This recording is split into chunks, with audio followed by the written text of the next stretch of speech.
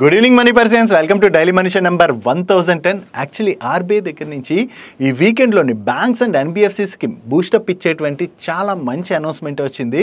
దీనివలన ఈ సెక్టర్లో ఆపర్చునిటీ అయితే ఓపెన్ అవనుంది. దీని గురించి ఈరోజు డైలీ మనీ షోలో డీటెయిల్గా మాట్లాడుకుందాం. దీంతో పాటు వైర్స్ అండ్ కేబుల్స్ సెగ్మెంట్లో బిజినెస్ ఆపరేట్ చేసేటువంటి పాలీక్యాబ్, కేఏ ఇండస్ట్రీస్ లాంటి స్టాక్స్లో ఈరోజు చాలా ప్రెషర్ కనపడింది కదా. దాని రీజన్తో పాటు మార్కెట్లో ఉన్న అదర్ ఇంపార్టెంట్ అప్డేట్స్ అన్ని వన్ బై వన్ క్విక్గా డిస్కస్ చేసేద్దాం. ముందుగా మార్కెట్ అప్డేట్ చూసినట్లయితే ఈ రోజు సెషన్లో సెన్సెక్స్ 10 పాయింట్స్ పెరిగి 74,612 పాయింట్స్కి క్లోజ్ అయినట్లయితే నిఫ్టీ 2 పాయింట్స్ కరెక్ట్ అయ్యి 22,545 పాయింట్స్కి క్లోజ్ అయింది. అండ్ ఈ రోజు సెషన్లో మిడ్ క్యాప్ ఇండెక్స్ 0.94% కరెక్ట్ అయినట్లయితే స్మాల్ క్యాప్ ఇండెక్స్ 1.63% కరెక్ట్ అయింది. అండ్ బ్యాంక్ నిఫ్టీ 0.28% కరెక్ట్ అయింది. లాస్ట్ ఫ్యూ డేస్ గా మన మార్కెట్ లోనైతే కంటిన్యూస్ గా ప్రెషర్ చూస్తూ వస్తున్నాం కదా. అండ్ ఈ రోజు సెషన్ లో మార్నింగ్ అయితే మన మార్కెట్ పాజిటివ్ లో ఓపెన్ అయినా కూడా చివరికి మార్కెట్ అయితే ఆల్మోస్ట్ ఫ్లాట్ గా క్లోజ్ అయింది. But mid and small cap space లోని ఈ రోజు సెషన్ లో కూడా ప్రెషర్ కంటిన్యూ అయింది. మార్కెట్ కంటిన్యూస్ గా ప్రెషర్ గురవడానికి రీజన్ డొనాల్డ్ ట్రంప్ గారి దగ్గర నుంచి వస్తున్నటువంటి స్టేట్మెంట్స్ ఒకలాగా మార్కెట్ ని ఇంపాక్ట్ చేస్తున్నట్లయితే, దీంతో పాటుగా యుఎస్ ఎకానమీలోని ఏదైతే వీక్నెస్ కనపడుతున్నదో దాని వల్ల కూడా మార్కెట్ లోని కొంత ప్రెషర్ అయితే క్రియేట్ అవుతున్నది. ఇండియా అండ్ యుఎస్ మధ్యన త్వరగా డిస్కషన్స్ జరిగి, అంటే ఆ ట్రేడ్ టాక్స్ అవి జరిగి రెండు కంట్రీస్ మధ్యన ఈ ఇష్యూస్ ఏవైతే ఉన్నాయో, అంటే టారిఫ్స్ రిలేటెడ్ ఇష్యూస్ ఏవైతే ఉన్నాయో అవి సార్ట్ అవుట్ అయిపోయాయి అనుకోండి, కొంతవరకు మార్కెట్ లోని రికవరీ చూసే అవకాశం ఉంది. దీని రిలేటెడ్ గా ఈ రోజు మార్కెట్ క్లోజ్ అయ్యే ముందు ఒక పాజిటివ్ అప్డేట్ అయితే కనిపిస్తుంది. ఇండియా అండ్ యుఎస్ మధ్యన ఈ టారిఫ్స్ రిలాక్సేషన్ రిలేటెడ్ గా హోలీ తర్వాత డిస్కషన్స్ జరిగేటువంటి అవకాశం ఉన్నదని, ఈ డిస్కషన్స్ లో భాగంగా ఇండియా అయితే యుఎస్ ని textile, IT services, dairy and leather goods పైన విధిస్తున్నటువంటి టారిఫ్స్ లోని కన్సెషన్ ఇవ్వాలని చెప్పి ఇండియా అడగబోతున్నట్లుగా, అండ్ అలాగే దానికి రిప్లైగా యుఎస్ నుంచి మనం ఇంపోర్ట్ చేసుకునేటువంటి semi conductors, defence products, EV battery technology, వీటిపైన ఏవైతే మనం టారిఫ్స్ విధిస్తున్నామో వాటిపైన ఇండియా అయితే యుఎస్ కి కొంత రిలాక్సేషన్ కూడా ఆఫర్ చేసేటువంటి అవకాశం ఉన్నదని చెప్పి ఎకనామిక్ టైమ్స్ వాళ్ళ సోర్సెస్ ద్వారా తెలిసిన ఇన్ఫర్మేషన్ షేర్ చేస్తున్నారు. దీంతో పాటు సివిల్ ఏవియేషన్ రిలేటెడ్ గా కూడా రెండు కంట్రీస్ కూడా కలిపి వర్క్ చేయబోతున్నట్లుగా, అండ్ ఇండియా అయితే మన కంట్రీలోని ఎయిర్ క్రాఫ్ట్ మ్యానుఫ్యాక్చరింగ్ ని బూస్ట్ చేయడానికి ఎయిమ్ చేస్తుందని చెప్పి వీళ్ళు మెన్షన్ చేయడం జరిగింది. అండ్ అంతేకాకుండా యుఎస్ నుంచి మన కంట్రీలోకి ఎక్స్పోర్ట్ చేసేటువంటి కార్స్ అండ్ కెమికల్స్ పైన మనం ఏవైతే టారిఫ్స్ విధిస్తున్నామో ఆ డ్యూటీస్ ను కూడా త్వరలోనే ఇండియా తగ్గించొచ్చని, వీటితో పాటు automobiles, some agri products, chemical, pharmaceuticals వీటన్నిటిపైన కూడా గవర్నమెంట్ కొంతవరకు టారిఫ్స్ ని తగ్గించడానికి చూస్తున్నదని, వీటి రిలేటెడ్ గా ఆల్రెడీ ఇండియన్ అఫీషియల్స్ అయితే వర్క్ చేస్తున్నట్టుగా కూడా వీళ్ళు షేర్ చేయడం జరిగింది. ఆల్రెడీ ఇండియా అయితే యుఎస్ నుంచి మన కంట్రీలోకి ఎక్స్పోర్ట్ చేసేటువంటి కార్స్ పైన టారిఫ్స్ తగ్గించొచ్చని చెప్పి చాలా రోజుల నుంచి న్యూస్ నడుస్తుంది కదా. వీటితో పాటు ఇప్పుడు మరికొన్ని ప్రొడక్ట్స్ పైన కూడా ఇండియా విధిస్తున్నటువంటి టారిఫ్స్ ని తగ్గించినట్లయితే దానివల్ల ఏం జరుగుతుంది? డొనాల్డ్ ట్రంప్ గెలిచిన దగ్గర నుంచి ఏం చెప్తున్నారు? మా పైన ఏవైతే టారిఫ్స్ విధిస్తున్నారో అటువంటి టారిఫ్స్ నే మేము ఆ కంట్రీస్ పైన విధిస్తాం అంటున్నారు కదా. సో మనం కొంతవరకు అంటే ఆ టారిఫ్స్ ని తగ్గించుకెళ్సినట్లయితే వాళ్ళు మన పైన తిరిగి టారిఫ్స్ విధించరు కాబట్టి ఆ రెండు కంట్రీస్ మధ్యన డిస్కషన్స్ జరిగి ఈ ఇష్యూ అయితే సార్ట్ అవుట్ అయ్యేటువంటి అవకాశం ఉంది. బట్ ఇది సార్ట్ అవుట్ అవ్వాలంటే 1-2 days లోని సార్ట్ అవుట్ అయిపోయేటువంటి ఇష్యూ కాదు. ఒక 1 month 2 months టైం పడుతుంది. ఎందుకంటే మన గవర్నమెంట్ వీటిని తగ్గించినట్లయితే మన ఇండస్ట్రీస్ పైన ఏ విధంగా ఇంపాక్ట్ ఉంటుంది, ఇలాంటివన్నీ కూడా వర్క్ చేస్తుంది. ఆ వర్క్ చేసిన తర్వాత రెండు కంట్రీస్ డిస్కషన్స్ జరిపి, అంటే వేరే సెక్టర్స్ రిలేటెడ్ గా అది డిస్కషన్స్ జరిపి ఫైనల్లీ ఒక డిసిషన్ కి వచ్చేటువంటి అవకాశం ఉంది. సో నెక్స్ట్ 1-2 months లోని ఈ ఇండియా అండ్ యుఎస్ మధ్యన మీటింగ్స్ ఏవైతే జరగబోతున్నాయో they are very important for both India and US. Once ఈ డిస్కషన్స్ అన్ని ఫైనలైజ్ అయిపోయి ఈ టారిఫ్స్ రిలేటెడ్ గా భయాలు ఏవైతే ఉన్నాయో ఆ భయాలు గనక తొలగిపోయాయి అనుకోండి, అది మార్కెట్ కి మనం బిగ్ రిలీఫ్ గా చూడొచ్చు. దీంతో పాటు అలాగే ఈ మార్చ్ ఎండింగ్ వచ్చి Q4 అయితే క్లోజ్ అయిపోతుంది కదా, ఈ Q4 లోని కొంతవరకు నెంబర్స్ లో రికవరీ చూడొచ్చు అని చెప్పి మార్కెట్ ఎక్స్పెక్ట్ చేస్తుంది. ఒకవేళ ఈ Q4 నెంబర్స్ లో కూడా రికవరీ కనపడి అండ్ అదే టైంలో ఇండియా అండ్ యుఎస్ మధ్యన కూడా ఈ డీల్స్ అవి ఫైనలైజ్ అయ్యాయి అనుకోండి, దాంతో మన మార్కెట్ లోని కొంత రికవరీ చూసేటువంటి అవకాశం ఉన్నది. డైలీ మార్కెట్ లో వచ్చేటువంటి ఇటువంటి ఇంపార్టెంట్ అప్డేట్స్ ని మీతో డీటెయిల్ గా షేర్ చేయడానికి మన మనీ పర్స్ టీమ్ ఏవైతే ఎఫర్ట్స్ పెడుతుందో ఆ ఎఫర్ట్స్ కనుక మీకు హెల్ప్ఫుల్ అవుతున్నట్లయితే ఈ వీడియోని మర్చిపోకుండా లైక్ చేయడానికి ప్రయత్నించండి. నెక్స్ట్ ఆర్బీఐ దగ్గర నుంచి బ్యాంక్స్ అండ్ ఎన్బిఎఫ్సిస్ రిలేటెడ్ గా చాలా పాజిటివ్ అనౌన్స్మెంట్ వచ్చింది. దీని గురించి మీకు అర్థం అవడానికి సింపుల్ గా ఎక్స్ప్లెయిన్ చేస్తాను. యాక్చువల్లీ ఇప్పుడు వచ్చినటువంటి అనౌన్స్మెంట్ గురించి మనకు అర్థం కావాలంటే ప్రీవియస్ గా ఏం జరిగింది అన్నది మనకు తెలియాలి. యాక్చువల్లీ లాస్ట్ ఫ్యూ ఇయర్స్ గా అన్సెక్యూర్డ్ లెండింగ్ అన్నది బాగా పెరిగిపోతుందని చెప్పి ఆర్బీఐ కంటిన్యూస్ గా కన్సర్న్స్ రైజ్ చేస్తుంది కదా. అండ్ 2023 నవంబర్ లో ఆర్బీఐ ఏం చేసిందంటే బ్యాంక్స్ ఎన్బిఎఫ్సిస్ కి లోన్స్ ఇష్యూ చేస్తుంటాయి కదా, అంటే ఎన్బిఎఫ్సిస్ కూడా బ్యాంక్స్ దగ్గర నుంచి లోన్స్ తీసుకుంటాయి వాళ్ళ లిక్విడిటీ రిలేటెడ్ గా. సో ఈ బ్యాంక్స్ ఎన్బిఎఫ్సిస్ కి ఇచ్చేటువంటి లోన్స్ పైన రిస్క్ వెయిటేజ్ ని 25% ఆర్బీఐ పెంచడం జరిగింది. సో ఈ 25% పెంచడం వల్ల ఏమైంది, బ్యాంక్స్ దగ్గర నుంచి ఎన్బిఎఫ్సిస్ లోన్ తీసుకోవాలంటే ఆ కాస్ట్ పెరిగిపోతుంది కదా, బారోయింగ్ కాస్ట్. ఆ బారోయింగ్ కాస్ట్ పెరిగిపోవడం వల్ల ఎన్బిఎఫ్సిస్ అయితే స్ట్రగుల్ అవుతూ వచ్చాయి. అండ్ అంతేకాకుండా బ్యాంక్స్ దగ్గర నుంచి కాకుండా వాళ్ళు క్యాపిటల్ మార్కెట్స్ దగ్గర నుంచి అది ఫండ్ రేస్ చేయడం స్టార్ట్ చేశారు. బట్ దీనివల్ల బోత్ ఎన్బిఎఫ్సి స్ట్రగుల్ అయ్యాయి అండ్ అలాగే బ్యాంక్స్ కూడా స్ట్రగుల్ అవడం స్టార్ట్ అయింది. ఎందుకంటే ఎన్బిఎఫ్సిస్ బారోయింగ్ కాస్ట్ పెరిగిందని చెప్పి బ్యాంక్స్ దగ్గర నుంచి లోన్స్ అవి తీసుకోవడం తగ్గించడం వలన బ్యాంక్స్ యొక్క క్రెడిట్ గ్రోత్ కూడా తగ్గింది. 2023లోని బ్యాంక్స్ ఎన్బిఎఫ్సిస్ కి ఆఫర్ చేసేటువంటి లోన్ గ్రోత్ 15% పైన ఉంటే అది 2024 నాటికి 6.7% కి తగ్గింది. అండ్ అంతేకాకుండా మైక్రో ఫైనాన్స్ ఇన్స్టిట్యూషన్స్ డిస్బర్స్మెంట్స్ కూడా Q3లోని 35.8% కి తగ్గాయి. సో దీనివల్ల ఓవరాల్ గా ఎన్బిఎఫ్సిస్ స్ట్రగుల్ అవ్వకుండా బ్యాంక్స్ యొక్క క్రెడిట్ గ్రోత్ తగ్గడం వల్ల బ్యాంక్స్ కూడా స్ట్రగుల్ అవుతూ వచ్చాయి. అండ్ ప్రెసెంట్ మనం చూసినట్లయితే ఆర్బీఐ ప్రీవియస్ గా ఏదైతే కన్సర్న్ రైజ్ చేసిందో ఈ అన్సెక్యూర్డ్ లెండింగ్ రిలేటెడ్ గా అదైతే కొంతవరకు తగ్గింది.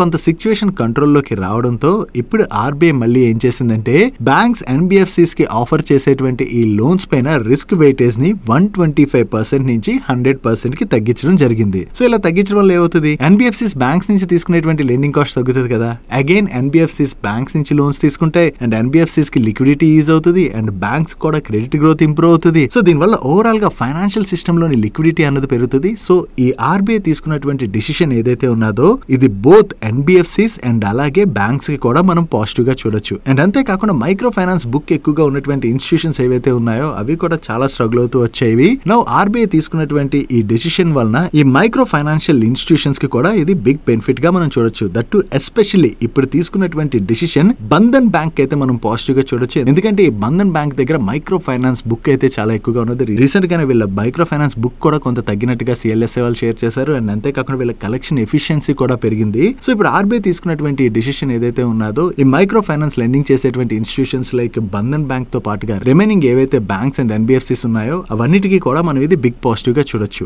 యాక్చువల్లీ ప్రెసెంట్ మీరు చూసారనుకోండి most of the private sector banks తో పాటు కొన్ని పబ్లిక్ సెక్టర్ బ్యాంక్స్ కూడా అట్రాక్టివ్ వాల్యుయేషన్స్ లోనే ట్రేడ్ అవుతున్నాయి. అండ్ ఈ బ్యాంకింగ్ సెక్టర్ రిలేటెడ్ గా మేము పాజిటివ్ గా ఉన్నాం అని చెప్పి చాలా రోజుల నుంచి షేర్ చేస్తూ వస్తున్నాం కదా. నౌ ఆర్బీఐ దగ్గర నుంచి వచ్చినటువంటి డిసిషన్ ఓవరాల్ గా ఈ ఫైనాన్షియల్ సెక్టర్ లో ఆపరేట్ చేసేటువంటి ఇన్స్టిట్యూషన్స్ అన్నిటికీ కూడా బిగ్ బెనిఫిట్ గా మనం చూడొచ్చు. నో ఎన్బిఎఫ్సిస్ రిలేటెడ్ గా కూడా ఇది పాజిటివ్, కానీ ఈ ఎన్బిఎఫ్సిస్ రిలేటెడ్ గా కొంత రిస్క్ ఉంటుంది కాబట్టి ఆ రిస్క్ ని ఎవరైనా తగ్గించుకోవాలనుకున్నట్లయితే ప్రెసెంట్ అట్రాక్టివ్ వాల్యుయేషన్స్ లో ట్రేడ్ అవుతున్నటువంటి లార్జ్ ప్రైవేట్ బ్యాంక్స్ అయితే ఫోకస్ చేయడానికి ప్రయత్నించండి. ఈ సెక్టర్ రిలేటెడ్ గా ఒకసారి వర్క్ చేయండి. వర్క్ చేసినట్లయితే మీకు అట్రాక్టివ్ వాల్యుయేషన్ లో ఏ బ్యాంక్స్ ట్రేడ్ అవుతున్నాయి అనేది క్లియర్ గా తెలుస్తుంది. సో ఇప్పుడు ఆపర్చునిటీ కూడా క్రియేట్ అవుతున్నది కాబట్టి ఇటువంటి టైంలోని లాంగ్ టర్మ్ వ్యూ తోని మనం అట్రాక్టివ్ వాల్యుయేషన్ లో ట్రేడ్ అవుతున్న స్టాక్స్ ని పిక్ చేసుకోగలిసినట్లయితే అవి మనకి ఓవర్ ఏ లాంగ్ పీరియడ్ మంచి రిటర్న్స్ డెలివర్ చేస్తాయి. ఒకవేళ బ్యాంక్స్ రిలేటెడ్ గా కంప్లీట్ గా ఎవరైతే వర్క్ చేయలేని అనుకుంటారో వాళ్ళు ఈవెన్ మ్యూచువల్ ఫండ్ రూట్ ని కూడా సెలెక్ట్ చేసుకోవడం బెటర్. నెక్స్ట్ మొన్నటి నుంచి సోషల్ మీడియాలోని ఒక ఇమేజ్ అయితే ఇన్కమ్ ట్యాక్స్ డిపార్ట్మెంట్ రిలేటెడ్ గా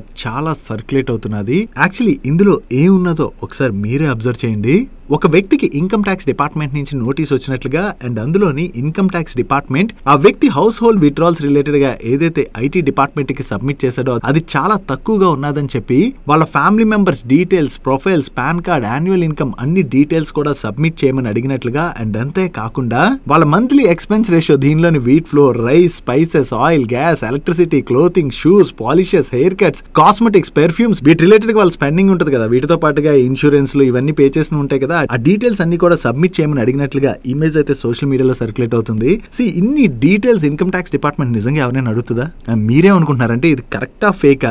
ఈవెన్ సోషల్ మీడియాలో ఇంత సర్క్యులేట్ అవుతున్నదో కానీ ఇది కరెక్టా ఫేకా అని ఒక క్లారిటీ అయితే లేదు. సో మీరే అనుకుంటున్నారు ఇమేజ్ రిలేటెడ్ కరెక్ట్ అనుకుంటున్నారు, ఫేక్ అనుకుంటున్నారు? కింద కామెంట్ సెక్షన్ లో షేర్ చేయండి. ఒకవేళ ఇన్కమ్ ట్యాక్స్ డిపార్ట్మెంట్ ఒక వ్యక్తిని ఇన్ని డీటెయిల్స్ కనుక అడిగింది అనుకోండి, నిజంగా అన్ని డీటెయిల్స్ ఎవరికైనా గుర్తుంటాయా? హెయిర్ కట్ రిలేటెడ్ గా కూడా అడిగినట్లుగా ఇందులో ఉన్నది. నిజంగా మన హెయిర్ కట్ కి ఎంత పే చేస్తాం, ఎప్పుడు వెళ్తాం అంటే ఈ మంత్ లో ఒకసారి వెళ్ళొచ్చు, నెక్స్ట్ మంత్ లో ఒకసారి వెళ్ళొచ్చు, అంటే ఒకసారి జుట్టు పెంచుకోవాలనిపించి కొన్నాళ్ళు జుట్టు పెంచుకోవచ్చు. సో ఇవన్నీ రిలేటెడ్ ఎవరికి గుర్తుంటే ఎప్పుడెప్పుడు పే చేసామని. సో ఆ వ్యక్తి ఎవరైతే ఉన్నారో అతను సబ్మిట్ చేసిన ఎక్స్పెన్సెస్ కి అండ్ విత్డ్రాల్ కి పెద్ద సంబంధం లేదు. సో అందుకనే డీటెయిల్స్ చెక్ చేయడానికి అడిగినట్టుగా ఉన్నది. కానీ మరి ఇన్ని డీటెయిల్స్ ఇన్కమ్ ట్యాక్స్ డిపార్ట్మెంట్ ఒకవేళ అడుగుతుంది అనుకుంటున్నారు అంటే ఇంత చిన్న చిన్న మైన్యూట్ డీటెయిల్స్ కూడా అడిగితే ఎవరు సబ్మిట్ చేయగలరు? ఎవరు సబ్మిట్ చేయలేరు కదా. సో దీని గురించి మీరేమనుకుంటున్నారు కింద కామెంట్ సెక్షన్ లో కామెంట్ చేయండి. చూడాలి ఫేక్ న్యూస్ అనుకోండి, ఒకవేళ ఇది ఫేక్ న్యూస్ సర్క్యులేట్ అవుతున్నట్లయితే దీని related related income tax department అయితే రెస్పాండ్ అయ్యేటువంటి అవకాశం ఉంది. చూద్దాం ఇన్కమ్ ట్యాక్స్ డిపార్ట్మెంట్ నుంచి దీని రిలేటెడ్ గా ఏదైనా క్లారిటీ వస్తుందేమో. నెక్స్ట్ ట్యూస్డే రోజు మన మార్కెట్ క్లోజ్ అయిన తర్వాత అల్ట్రాటెక్ సిమెంట్ వాళ్ళ దగ్గర నుంచి వచ్చినటువంటి ఒక అనౌన్స్మెంట్ ఏదైతే ఉన్నదో ఆ అనౌన్స్మెంట్ తోని ఈ రోజు cable and wires business operate చేసేటువంటి Polycab, KE industries, RR cable, Havells తో పాటుగా రిమైనింగ్ కంపెనీస్ ఏవైతే ఈ సెగ్మెంట్ లోని బిజినెస్ ఆపరేట్ చేస్తుంటాయో అటువంటి అన్ని స్టాక్స్ లో కూడా మనకి ఈ రోజు ప్రెషర్ కనపడింది. నో ఈ అల్ట్రాటెక్ సిమెంట్ వాళ్ళ దగ్గర నుంచి వచ్చినటువంటి అనౌన్స్మెంట్ ఏంటంటే నెక్స్ట్ 2 years లోను వీళ్ళు టోటల్ గా 1800 crores వరకు ఇన్వెస్ట్ చేయడం ద్వారా wires and cable segment business లో కూడా ఎంటర్ అవుతున్నట్టుగా వీళ్ళు అనౌన్స్ చేయడం జరిగింది. సో అల్ట్రాటెక్ సిమెంట్ వాళ్ళు ఈ బిజినెస్ లోకి వస్తున్నారని ఈ అనౌన్స్మెంట్ తోని ఒక్కసారి ఈ స్టాక్స్ లో ఎందుకంత ప్రెషర్ కనపడింది.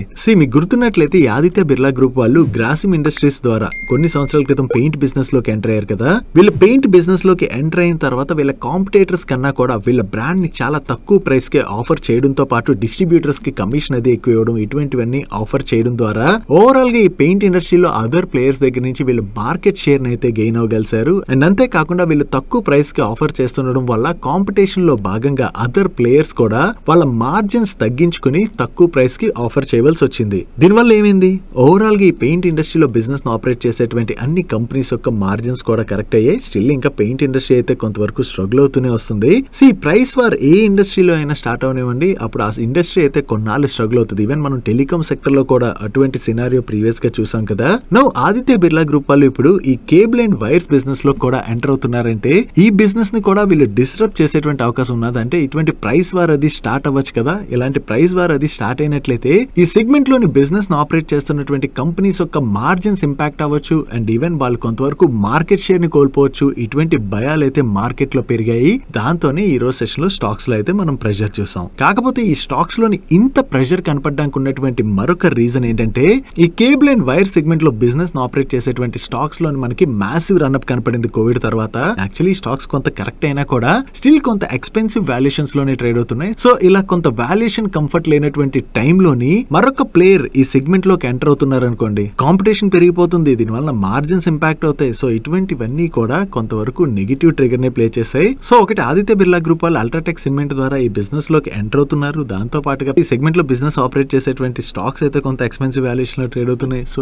ఇటువంటి భయాలతోనే మనకి స్టాక్స్ లోని అంత ప్రెషర్ కనపడింది. కాకపోతే మనం ఇక్కడ గుర్తు పెట్టుకోవాల్సింది ఏంటంటే అల్ట్రాటెక్ సిమెంట్ వాళ్ళు ఈ సెగ్మెంట్ లోని బిజినెస్ లోకి రాగానే నిజంగా డిస్టర్బ్ చేసేయగలరా అంటే ఫస్ట్ ఆఫ్ ఆల్ వీళ్ళు ఇంకా ఇప్పుడు అనౌన్స్ చేశారు ఈ సెగ్మెంట్ లో వీళ్ళు బిజినెస్ ని సెటప్ చేసుకోవడానికి ఇంకొక అంటే 2 years టైమ్ లో వీళ్ళు మొత్తం ఇన్వెస్ట్ చేసి వస్తాం అంటున్నారు కదా. సో కొంత టైం అయితే పట్టేటువంటి అవకాశం ఉంది. అండ్ అంతేకాకుండా కంప్లీట్ గా మొత్తం బిజినెస్ ని డిస్టర్బ్ చేసేస్తారా అంటే దట్ ఈస్ నాట్ పాసిబుల్. మీరు పెయింట్ ఇండస్ట్రీలోనే చూడండి, ఆదిత్య బిర్లా గ్రూప్ ఎంటర్ అయిన తర్వాత కొంతవరకు మార్జిన్స్ ఇంపాక్ట్ అయ్యి అదర్ కంపెనీస్ స్ట్రగుల్ అవుతున్నాయి. కానీ ఏషియన్ పెయింట్స్ లాంటి పెద్ద కంపెనీ ఉన్నదనుకోండి, ఆ కంపెనీకి ఏమైనా అయిపోద్దా? కొన్నాళ్ళు ఈ ప్రైస్ వార్ అనేది నడుస్తుంది. దాని తర్వాత ఆబ్వియస్ గా మళ్ళీ కంపెనీస్ అన్ని కూడా ప్రైస్లు పెంచుతాయి. ఆ ప్రైస్లు పెంచిన తర్వాత ఈ స్టాక్స్ లో మనకి రికవరీ కనపడుతుంది. ఈవెన్ టెలికాం ఇండస్ట్రీ కూడా మనం అటువంటి సినారియో చూసాం. నో వీళ్ళు కేబుల్ అండ్ వైర్ బిజినెస్ లోకి ఎంటర్ అవడం వల్ల కొన్నాళ్ళు ప్రైస్ వార్ నడుస్తుంది. దానివల్ల ఆ కొంతకాలం అయితే అంటే ఒక 2 years 3 years కంపెనీస్ అయితే స్ట్రగుల్ అవుతాయి. స్ట్రగుల్ అయిన తర్వాత స్ట్రాంగ్ ప్లేయర్స్ ఎవరైతే ఉంటారో వాళ్ళైతే నిలబడతారు. నిలబడి అగైన్ ప్రైస్లు మళ్ళీ పెరుగుతాయి కదా, అప్పుడు స్టాక్స్ లో మనకి రికవరీ కనపడుతుంది. ఓన్లీ థింగ్ ఏంటంటే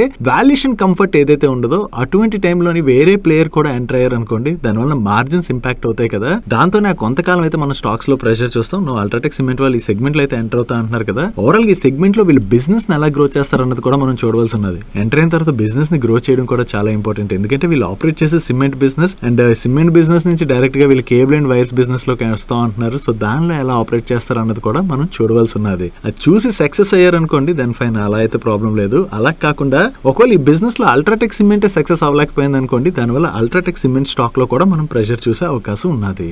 next solar cells and modules manufacture చేసే వారి ఎనర్జీస్ వాళ్ళ రిలేటెడ్ గా ఒక పాజిటివ్ అప్డేట్ ఉన్నది. ఈ వారి ఎనర్జీస్ వాళ్ళకి ఆదిత్య బిర్లా రెన్యూబుల్స్ వాళ్ళ సబ్సిడరీ కంపెనీ నుంచి ఒక ఆర్డర్ అయితే విన్నారు. ఈ ఆర్డర్ లో భాగంగా వీళ్ళు 410 MWP సోలార్ మాడ్యూల్స్ ని సప్లై చేయవలసి ఉన్నది. ఈ సప్లైస్ అనేవి వీళ్ళు ఫైనాన్షియల్ ఇయర్ 25-26 లోని కమెన్స్ చేయనున్నారు. సో ఇలా కొత్త ఆర్డర్స్ ఏవైతే విన్ అవుతున్నారో దీని ద్వారా వీళ్ళ ఆర్డర్ బుక్ కూడా స్ట్రాంగ్ గా గ్రో అవుతుంది. కాబట్టి ఇది వారి ఎనర్జీస్ వాళ్ళ రిలేటెడ్ గా మనం పాజిటివ్ గా చూడొచ్చు. నెక్స్ట్ ఈ వీక్ లో అస్సాంలో జరుగుతున్నటువంటి ఇన్వెస్ట్మెంట్ సమిట్ లోని ఆల్రెడీ పాల్గొని రిలయన్స్ గ్రూప్ అండ్ అలాగే అదానీ గ్రూప్ ఈ 2 గ్రూప్స్ కూడా భారీగా ఇన్వెస్ట్మెంట్స్ చేయబోతున్నట్టుగా అనౌన్స్ చేశాయి కదా. ఇప్పుడు టాటా గ్రూప్ కంపెనీ అయినటువంటి టాటా పవర్ వాళ్ళు కూడా అస్సాంలోని నెక్స్ట్ 5 years లో 30,000 crores ఇన్వెస్ట్ చేయబోతున్నట్టుగా అనౌన్స్ చేయడం జరిగింది. ఈ ఇన్వెస్ట్మెంట్స్ ద్వారా అస్సాంలోని renewable and clean clean energy projects అయితే డెవలప్ చేస్తామంటే మనకి సోలార్ కావచ్చు, హైబ్రిడ్ కావచ్చు, అండ్ అలాగే విండ్ ఎనర్జీ కావచ్చు, ఇటువంటి ప్రాజెక్ట్స్ అన్ని కూడా వీళ్ళు అస్సాంలో డెవలప్ చేయబోతున్నట్టుగా షేర్ చేస్తున్నారు. సో ఈ విధంగా అస్సాంలో ఇన్వెస్ట్ చేయడం ద్వారా వీళ్ళ కెపాసిటీస్ అయితే పెంచుకోవడానికి ప్రయత్నిస్తున్నారు కదా. ఇది టాటా పవర్ వాళ్ళకి లాంగ్ టర్మ్ లో పాజిటివ్ కానుంది. నెక్స్ట్ ఇన్ఫ్రా ప్రాజెక్ట్స్ డెవలప్ చేసేటువంటి జిఆర్ ఇన్ఫ్రా వాళ్ళు అస్సాం గవర్నమెంట్ తో ఒక ఎంఓయూ సైన్ చేయడం జరిగింది. ఈ ఎంఓయూలో భాగంగా వీళ్ళు అస్సాంలోని భువనేశ్వరి టెంపుల్ నుండి సోనారం వరకు ఒక రోప్ వే ప్రాజెక్ట్ అయితే డెవలప్ చేయవలసి ఉన్నది. ఈ order value approximately 270 crores and ఈ ప్రాజెక్ట్ వీళ్ళు 12 months లోని కంప్లీట్ చేయవలసి ఉన్నది. సో వీళ్ళు కొత్తగా ఏదైతే ఈ కాంట్రాక్ట్ విన్నారో ఇది జిఆర్ ఇన్ఫ్రా వాళ్ళు రిలేటెడ్ గా మనం పాజిటివ్ గా చూడొచ్చు. నెక్స్ట్ రెన్యూబుల్ ఎనర్జీ ప్రాజెక్ట్స్ కి ఈపీసీ సర్వీసెస్ ప్రొవైడ్ చేసేటువంటి కేపీఐ గ్రీన్ ఎనర్జీ వాళ్ళు మధ్యప్రదేశ్ లో జరుగుతున్న ఇన్వెస్ట్మెంట్ సమిట్ లో పాల్గొని మధ్యప్రదేశ్ గవర్నమెంట్ తో ఒక ఎంఓయూ సైన్ చేయడం జరిగింది. ఈ ఎంఓయూలో భాగంగా వీళ్ళు మధ్యప్రదేశ్ లోని 1.8 గిగావాట్ కెపాసిటీ కలిగినటువంటి solar, wind and hybrid projects అయితే సెటప్ చేయబోతున్నట్టుగా అనౌన్స్ చేశారు. సో మధ్యప్రదేశ్ లో ఏవైతే వీళ్ళు రెన్యూబుల్ ఎనర్జీ ప్రాజెక్ట్స్ ని డెవలప్ చేయబోతున్నారో అది కేపీఐ గ్రీన్ ఎనర్జీ వాళ్ళకి లాంగ్ టర్మ్ లో పాజిటివ్. సో ఈ విధంగా various companies renewable energy projects అయితే సెటప్ చేయబోతున్నాయి కదా. దాని ద్వారా మన కంట్రీలోని రెన్యూబుల్ ఎనర్జీ పవర్ జనరేషన్ కూడా బాగా పెరిగేటువంటి అవకాశం ఉన్నది. నెక్స్ట్ అక్టోబర్ మంత్ నుంచి మన మార్కెట్ లోని కంటిన్యూస్ గా ప్రెషర్ చూస్తున్నాం కదా. Mid and small cap space లో చాలా ఎక్కువగా ప్రెషర్ కనపడింది. ఈవెన్ లార్జ్ క్యాప్ స్పేస్ లో ఉన్నటువంటి క్వాలిటీ స్టాక్స్ లో కూడా బాగానే ప్రెషర్ చూసాం. సో ఇలా కంటిన్యూస్ గా స్టాక్స్ కరెక్ట్ అవుతుండడంతో ఎన్ఎస్సి 500 స్టాక్స్ లోని 1/3 ఆఫ్ ది స్టాక్స్ అయితే ప్రెసెంట్ ప్రీ కోవిడ్ వాల్యుయేషన్స్ కన్నా కూడా చాలా తక్కువలోనే ట్రేడ్ అవుతున్నాయి. మార్చ్ 2020 లెవెల్స్ తో చూసినట్లయితే చాలా blue chip companies 10 to 60% below level లోని ప్రెసెంట్ అయితే ట్రేడ్ అవుతున్నాయి. దీనిలో హెచ్డిఎఫ్సి బ్యాంక్ కావచ్చు, ఎయిర్టెల్ కావచ్చు, ICICI bank, state bank of India, HUL, Bajaj finance, Kotak bank, Maruti Suzuki, Axis bank, Bajaj Finserv, DMart, coal India, Asian paints లాంటి బ్లూ చిప్ కంపెనీస్ కూడా రీసెంట్ గా బాగానే కరెక్ట్ అయ్యాయి. సో ఇంతలా కరెక్ట్ అవడంతో ప్రెసెంట్ ఇవైతే అట్రాక్టివ్ వాల్యుయేషన్ లోని ట్రేడ్ అవుతున్నట్లుగా ఎకనామిక్ టైమ్స్ వాళ్ళు పబ్లిష్ చేస్తున్నారు. దీనిలో ప్రెసెంట్ ఏ స్టాక్ ఎంత పీఈలో ట్రేడ్ అవుతున్నది అన్నది మీరు ఇక్కడ స్క్రీన్ పై చూడొచ్చు. యాక్చువల్లీ బ్లూ చిప్ స్టాక్స్ లో చాలా క్వాలిటీ స్టాక్స్ ఉన్నాయి. సో ప్రెసెంట్ అయితే ఇంత కరెక్ట్ అయ్యాయి కదా, అంటే మార్కెట్ ఫాల్ ఇంతలా కరెక్ట్ అయ్యాయి కదా. వన్స్ మార్కెట్ కొంత స్టెబిలైజ్ అయ్యి నెక్స్ట్ క్వార్టర్స్ లోని ఈ కంపెనీస్ యొక్క నెంబర్స్ కానీ మార్కెట్ ని సర్ప్రైజ్ చేసాయి అనుకోండి, అంటే పాజిటివ్ గా వచ్చాయనుకోండి, ఈ బ్లూ చిప్ స్టాక్స్ లోనైతే మనకి మంచి రన్అప్ కనపడేటువంటి అవకాశం ఉన్నది. సో ఇటువంటి కంటిన్యూస్ ఫాల్స్ ఏవైతే ఉంటాయో ఇటువంటి ఫాల్ లోనే మనకి క్వాలిటీ స్టాక్స్ అయితే కొంత అట్రాక్టివ్ వాల్యుయేషన్స్ లోని దొరికేటువంటి అవకాశం ఉంటుంది. నెక్స్ట్ ఆల్మోస్ట్ ఫిబ్రవరి మంత్ అయితే కంప్లీట్ అయిపోయి మార్చ్ మంత్ లోకి ఎంటర్ అవుతున్నాం కదా. ఈ మార్చ్ మంత్ లోని మన కంట్రీలోని హాటెస్ట్ సమ్మర్ చూసేటువంటి అవకాశం ఉన్నదని చెప్పి వేరియస్ రిపోర్ట్స్ అయితే షేర్ చేస్తున్నాయి. దీనివల్ల వీట్ క్రాప్ కి అయితే థ్రెట్ ఉండొచ్చు అని చెప్పి వీళ్ళు షేర్ చేస్తున్నారు. ఒకవేళ ఈసారి హాటెస్ట్ సమ్మర్ మనం చూసాం అనుకోండి, కొంతవరకు క్రాప్ దెబ్బతినేటువంటి అవకాశం ఉన్నది కదా. ఒకవేళ క్రాప్స్ కనుక దెబ్బతిన్నట్లయితే అది ఎఫ్ఎంసీజీ కంపెనీస్ రిలేటెడ్ గా మనం నెగిటివ్ గా చూడొచ్చు. దాంతో పాటుగా ఎవ్రీ ఇయర్ మన కంట్రీలోని ఎండలు అయితే బాగా పెరుగుతున్నాయి కదా. యాక్చువల్లీ ఈ సంవత్సరం చూసినట్లయితే ఫిబ్రవరి సగం నుంచే కంప్లీట్ గా చలి అనేది తగ్గిపోయి ఎండలు పెరగడం మొదలయ్యాయి. సో ఇంతలా అప్పుడే ఎండలు పెరుగుతున్నాయంటే ఈసారి మనం కొంత హాటెస్ట్ సమ్మరే చూసేటువంటి అవకాశం ఉంది. మీకు గుర్తున్నట్లయితే 2 weeks బిఫోరే మన డైలీ మనీ షో నెంబర్ 1001 లో ఆల్రెడీ పెరుగుతున్నటువంటి ఎండల గురించి క్లియర్ గా డిస్కస్ చేసాం. సో ఇలా ఎండలు పెరిగినట్లయితే ఏ స్టాక్స్ కి ఆపర్చునిటీ ఉంటుంది అన్నది కూడా ఈ వీడియోలో క్లియర్ గా ఎక్స్ప్లెయిన్ చేయడం జరిగింది. యాక్చువల్లీ మార్కెట్ లో ఈ న్యూస్ బాగా తిరిగేసిన తర్వాత మాట్లాడడం అనుకోండి పెద్దగా హెల్ప్ఫుల్ అవ్వదు కదా. సో ముందుగానే అంటే ఎండలు బయటను పెరిగిపోతున్నాయని చెప్పి మేము ఎప్పుడైతే అబ్జర్వ్ చేసామో వెంటనే ఏ సెక్టర్స్ లో ఉండేటువంటి కంపెనీస్ దీనివల్ల లాభపడచ్చు అని చెప్పి ఆ వీడియోలో క్లియర్ గా షేర్ చేయడం జరిగింది. ఒకసారి ఆ వీడియోని మీరు ఎవరైనా మిస్ అయినట్లయితే చూడడానికి ప్రయత్నించండి. ఏ కంపెనీస్ దీనివల్ల బెనిఫిట్ పొందుతాయి అన్నది మీకు ఒక క్లారిటీ వచ్చే అవకాశం ఉంది. ఈ వీడియో ఏదైతే ఉన్నదో దాన్ని ఈ రోజు daily money show end card లో ఉంచుతాను. మీ ఫ్రీ టైమ్ లో మిస్ అవ్వకుండా చూడండి. టైమ్ లైన్ కూడా ఉంటుంది, అంటే summer stocks and time line కూడా ఉంటుంది. ఆ టైమ్ లైన్ కి వెళ్ళి మీరు చూసినట్లయితే సరిపోతుంది. నెక్స్ట్ జూబిలెంట్ ఫుడ్ వర్క్స్ వాళ్ళు 2025 ఇన్వెస్టర్ మీట్ అయితే కండక్ట్ చేశారు. ఈ ఇన్వెస్టర్ మీట్ లోని వీళ్ళ దగ్గర నుంచి చాలా ఇంట్రెస్టింగ్ స్టేట్మెంట్స్ వచ్చాయి. ఒకవేళ మీలో ఎవరైనా ఈ జూబిలెంట్ ఫుడ్ వర్క్ స్టాక్ ని హోల్డ్ చేస్తున్నా లేదా ఈ స్టాక్ రిలేటెడ్ గా ఇంట్రెస్టెడ్ గా ఉన్నా ఒకసారి ప్రెజెంటేషన్ చూడడానికి ప్రయత్నించండి. వీళ్ళు చాలా డీటెయిల్ గా అండ్ ఇంట్రెస్టింగ్ గా ఈ ప్రెజెంటేషన్ అయితే షేర్ చేయడం జరిగింది. వీళ్ళు ఏ విధంగా బిజినెస్ ని ఎక్స్పాండ్ చేయబోతున్నారు అండ్ అది జూబిలెంట్ ఫుడ్ వర్క్ కి ఎలా పాజిటివ్ కానుంది అన్న దాని గురించి వీళ్ళు ఈ ప్రెజెంటేషన్ లో డీటెయిల్ గా ఇచ్చారు.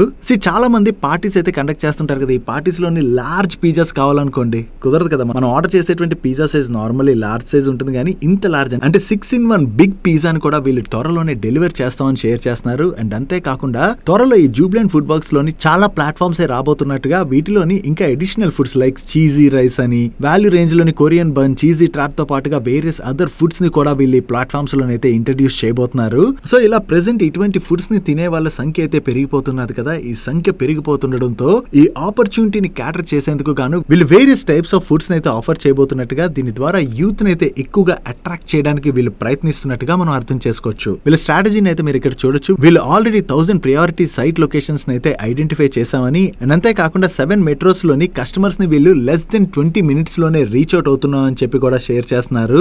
And 10 billion rupees annual sales తోని వీళ్ళు ఫుడ్ ప్లాట్ఫామ్స్ ని కూడా బిల్డ్ చేస్తున్నట్టుగా షేర్ చేయడం జరిగింది. అండ్ వీటితో పాటు రీసెంట్ గా కాఫీ కల్చర్ కూడా మన కంట్రీలో చాలా పెరుగుతున్నది కదా. ఈ కాఫీ కల్చర్ ఏదైతే పెరుగుతున్నదో దాన్ని కూడా క్యాటర్ చేసేందుకు గాను వీళ్ళు కాఫీ స్టోర్స్ ని కూడా ఓపెన్ చేయబోతున్నారు. సో ఈ విధంగా బిజినెస్ ని వీళ్ళు ఓవరాల్ గా డైవర్సిఫై చేసి ఏదైతే గ్రోత్ వస్తుందో ఈ సెక్టర్ లోని దాన్ని అయితే క్యాటర్ చేయడానికి ప్రయత్నిస్తున్నట్టుగా మనం అర్థం చేసుకోవచ్చు. సో మీరు ఎవరైనా ఇంట్రెస్ట్ ఉన్నట్లయితే ఒకసారి ప్రెజెంటేషన్ చదవడానికి ప్రయత్నించండి. Presentation is really interesting. Next, industrial and textile and manufacture చేసేటువంటి సెంచరీ ఇంకా వాళ్ళ రిలేటెడ్ ఒక నెగిటివ్ అప్డేట్ ఉన్నది. నిన్న నైట్ ఈ సెంచరీ ఇంకా వాళ్ళకి చెందిన గుజరాత్ బారూజ్ డిస్ట్రిక్ట్ లో ఉన్నటువంటి మ్యానుఫ్యాక్చరింగ్ ప్లాంట్ లోని ఒక ఫైర్ యాక్సిడెంట్ జరిగింది. లక్కీలీ ఈ ఫైర్ యాక్సిడెంట్ లోని ఎవరికి ఇంజురీస్ గానీ క్యాజువాలిటీస్ కానీ రిపోర్ట్ కాలేదు. అండ్ ఈ ఫైర్ అయితే వీళ్ళు కంట్రోల్లోకి తెచ్చేసారు. కానీ ఫైర్ యాక్సిడెంట్ జరగడం వల్ల ఇక్కడ ఆపరేషన్స్ అయితే టెంపరీగా దెబ్బతిన్నాయి. వీటిని కంట్రోల్లోకి తెచ్చి త్వరగా ఆపరేషన్స్ రీస్టార్ట్ చేస్తామని వీళ్ళ మేనేజ్మెంట్ అయితే చెప్తుంది. చూడాలి ఎంత త్వరగా స్టార్ట్ చేస్తారని. బట్ టెంపరీ ఇక్కడ ఆపరేషన్స్ నిలిచిపోవడం వల్ల వీళ్ళ ప్రొడక్షన్ అనేది అయిపోతుంది కదా, అది సెంచరీ ఇంకా వాళ్ళ రిలేటెడ్ గా మనం కొంత నెగిటివ్ గా చూడొచ్చు. అండ్ అంతేకాకుండా